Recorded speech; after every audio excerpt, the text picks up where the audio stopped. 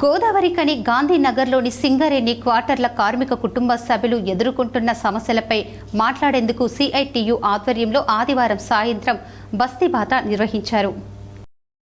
ఈ మేరకు సింగరేణి క్వార్టర్లో తిరుగుతూ క్వార్టర్లలో నివసిస్తున్న కార్మికులు వారి కుటుంబ సభ్యుల ఇబ్బందులను తెలుసుకున్నారు. ఈ సందర్భంగా సిఐటియు రాష్ట్ర అధ్యక్షులు కార్మిక కుటుంబాలతో కలిసి మాట్లాడుతూ గాంధీనగర్లో సింగరేణి యాజమాన్యం ఏర్పాటు చెందిన ఆర్ఓ ప్లాంట్ గత కొంతకాలంగా పనిచేయడం లేదని, ఇక్కడి క్వార్టర్ల కార్మికులు మంచినీటి సమస్య ఎదుర్కొంటున్న పరిస్థితి ఉందన్నారు. అలాగే డ్రైనేజీ అస్తవ్యస్తంగా ఉందని, క్వార్టర్ల పంపులో ఉండటం వల్ల మురుగునీరు చేరుకొని పరిస్థితి ఉందన్నారు. రోడ్లు, లైటింగ్ తదితర సమస్యలపై కార్మిక కుటుంబ సభ్యులు ఆవేదన వ్యక్తం చేయడం జరిగిందన్నారు. కార్మిక కుటుంబాలు ఎదుర్కొంటున్న సమస్యలను మేనేజ్మెంట్ దృష్టికి సిఐటియుగా తీసుకెళ్తామని తుమ్మల రాజారెడ్డి తెలిపారు. సింగరేణి యాజమాన్యం సింగరేణి క్వార్టర్ల కార్మిక కుటుంబాలు ఎదుర్కొంటున్న సమస్యలను పరిష్కరించడంలో పూర్తిగా విఫలమైందని ఆరోపించారు. సమస్యలు ఇంత తీవ్రతంగా ఉన్నప్పటికీ సివిల్ డిపార్ట్మెంటు అధికారులు నిర్లక్ష్యం చేస్తున్నారని, సంక్షేమానికి పూర్తి స్థాయిలో నిధులు అందిస్తున్నామని చెప్తున్న యాజమాన్యం మరి ఈ సమస్యల పట్ల నిర్లక్ష్యం ఎందుకు వహిస్తున్నారని ప్రశ్నిస్తున్నారు. గత కొన్ని నెలల నుండి ఎమ్మెల్యే క్యాంపు ఆఫీస్ పక్కనే ఉన్న ఆర్ఓ ప్లాంట్ ఇప్పటికీ పనిచేయకపోవటం ఇది సివిల్ డిపార్ట్మెంట్కు నిర్లక్ష్యం కాదా అని ప్రశ్నించారు. కార్మికుల ఆందోళన, సిఐటియు పోరాట ఫలితంగా గోదావరికని ప్రాంతంలో దాదాపు 10 ఆర్ఓ ప్లాంట్లు శాంక్షన్ అయితే ఇప్పటికీ 4 నిర్మించారని, అందులో 3 నెలల తరబడి 3 ఆర్ఓ ప్లాంట్లు పనిచేయకపోవటం, ఇప్పటికీ రిపేర్ నోచుకోకపోవటం సివిల్ డిపార్ట్మెంట్ అధికారుల నిర్లక్ష్యానికి నిదర్శనమన్నారు. ఇప్పటికైనా సింగరేణి యాజమాన్యం స్పందించి పరిష్కరించకుంటే కార్మిక కుటుంబ సభ్యులతో కలిసి ఆందోళన పోరాటాలకు దిగుతామని హెచ్చరించారు. సొంత ఖర్చులతోటి క్వార్టర్లు చెప్పుకున్నాడు అంటే సింగరేణి కార్మికులకు బయట చెప్పుకోవడానికి గొప్ప తప్ప సింగరేణి కార్మికులు చేసడానికి మనసు ఒప్పట్లేదు అంటున్నా. జనరల్ మేనేజర్ చైర్మన్ గారికి కూడా నేను సూచించదలుచుకున్నాం. చైర్మన్ గారు మీకు చాలాసార్లు సూచించినాం.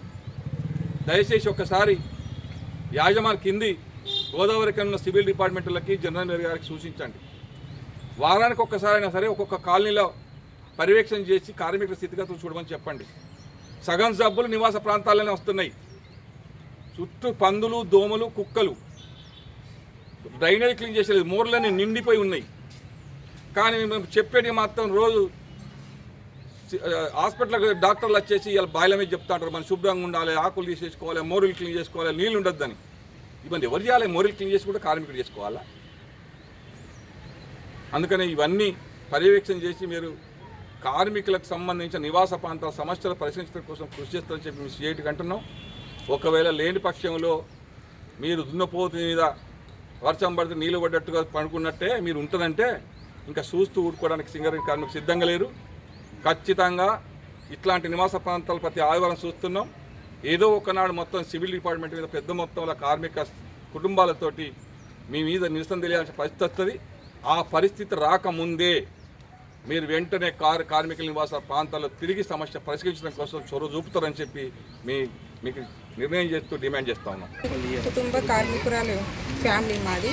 ఇక్కడ వర్ష నీరుకి చాలా ఇబ్బంది ఉంది. క్వార్టర్స్లో దేనికి కానీ ఎవరు వచ్చి చూడడం లేదు, మాట్లాడడం లేదు. ఏదైనా కానీ డ్రైనేజీ సమస్య, వర్షం నీరు, ఇల్లు కొంచెం కిందికుండి వరద నీరుతోని బాగా ఇబ్బంది ఉంది.